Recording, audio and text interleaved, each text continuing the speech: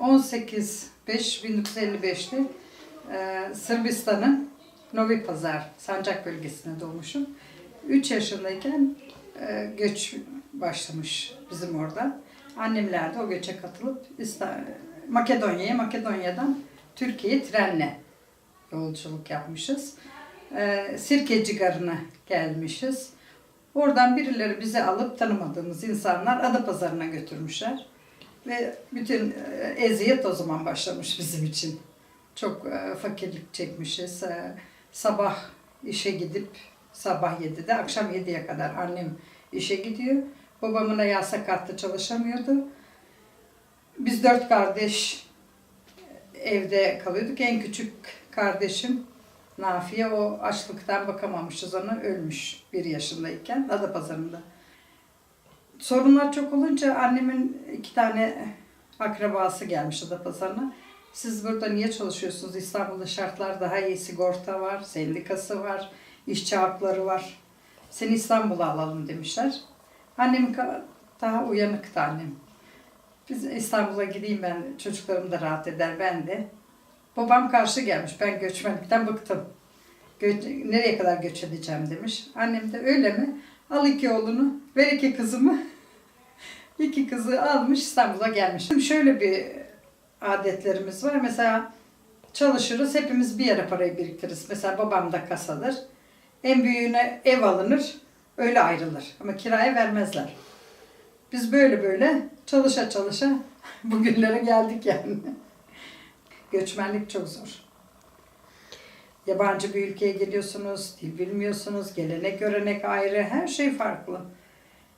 Çok zor bir çocukluğumuz geçti. Şimdi babam her zaman derdi, orada Türkçin derdi. Sırplar, Türk derlerdi. Buraya geldik, Tito. Babam diyor ki ben ne olduğumu bilemedim. Şimdi orada Türktüm, burada Sırp oldum diyor. Tito derlerdi bize, kızdılar mı bilhassa da hep Tito derlerdi. Biz kendi kendimize yeten bir insanlarız ve hiç kopmuyoruz. Birbirimize hala bağlarımız, geleneklerimiz, düğünlerimiz, her şeyimiz aynı.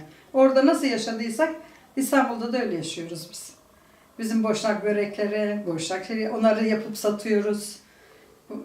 Yani para nereden kazanacaksa biz oradayız. Yurt dışına giderler bizim adamlar o zamanlar. Almanya'ya çok gidip çalışan, kaçak işçi olarak da çalışıyorlardı. Geçiniyoruz yani, öyle yırttık bu sıkıntılı dönemi.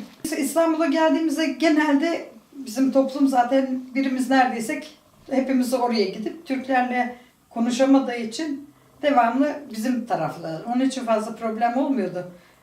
Birbirimize destek oluyorduk. Mesela çalışan patronu da bizim taraflıydı, işçiler de bizim taraflıydı. Devamlı göçmen gelenler, bizden önce gelenler, çok eski macirlar da var ya, eski macirlardan yardım alıyordu annem. Bu annemin dokuduğu bir kilim. Annem evde eskiden, şöyle göstereyim size. Annem gelirken bunun tezgahı küçükmüş. Gördüğünüz gibi çapı da dar olduğu için. Hani Türkiye'de aç kalmam, kilim dokurum, ben bunu alayım götüreyim. Hatta babam demiş, bunu niye götürüyorsun? Ya bilmiyoruz, bilmediğimiz yere gidiyoruz. Ben götüreyim, kızlarıma da çeyiz, hatıra dokurum demiş. Almış gelmiş. Bunun anısı bende, hiç kaybetmiyorum bunu böyle. Mutlu oldum yani. Demek ki ailemde böyle bir sıkıntı, baskı görmedim.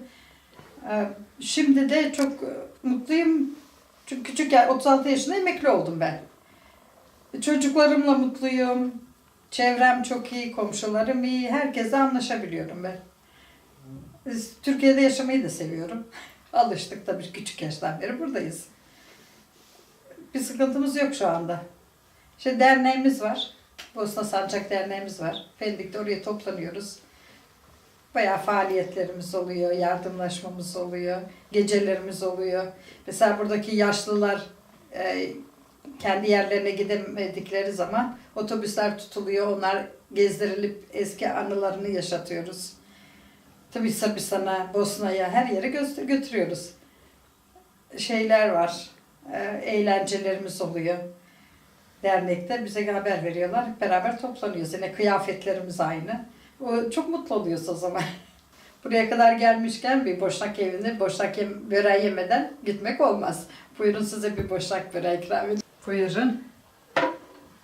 Bizim çok meşhurdur böreklerimiz. Elde yaparız biz bunları böyle. Peynirli böreğimiz. Bu düz börek, bu bayramlarda da çok yapılır bizde. Bu olmazsa olmaz boşnak böreği. Bu da mantımız bizim. İsterseniz üstüne sarımsak koyabilirsiniz ama boşnak mantısı budur. Novi Pazar. Novi Pazar Sancak bölgesidir. Sancak bölgesi olarak geçiyor. Müslümanların çoğunlukta yaşadığı bir yerdir burası. Biz buradan Türkiye'ye göç etmek için buradan hareket ediyoruz. Ve buradan şeyden geçip Priştine'den geçip, Priştine yakın bize zaten. Ondan Skopje'ye gidiyoruz, Üsküp. Biz Skopje diyoruz. Üsküp'te Makedonya. Oraya gidiyoruz. Orada bir hafta kadar bekletiliyoruz.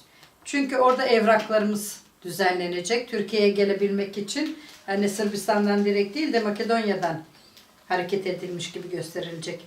Çünkü başka türlü izin verilmiyordu o zamanlar. Burada kaldıktan sonra Makedonya üzerinden Türkiye'ye gelmişiz. Buradan direkt Sirkeci treni varmış. Biz çoluk çocuk eşyamızla beraber trenle epey uzun bir yolculuk yapmışız.